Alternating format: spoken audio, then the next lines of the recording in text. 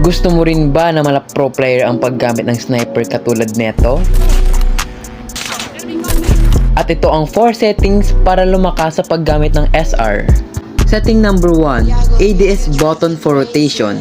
Punta ka lang sa settings, sunod basic. At once na mahanap nyo to, i-turn off nyo. Dahil pag naka-on to, kahit na naka-ADS ka, hindi maiiwasan ng unnecessarily na movement. So pag naka-off to, hindi na magiging shaky ang pag-scope mo. At ang next setting ay ang ADS FOV curve. Ang purpose nito ay pag naka-on yan, wala na yung animation na pati yung buong screen ay nagzo-zoom in. And for me, mas mabilis kang maka-scope in pag naka-on ito. And setting number 3 is switch your sniper from ADS to hipfire.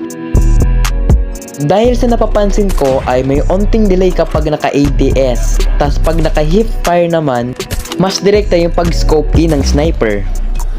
At last ay ang proper attachment. Dahil once na maayos ang attachment mo, dun mo magagamit yung sniper ng maayos.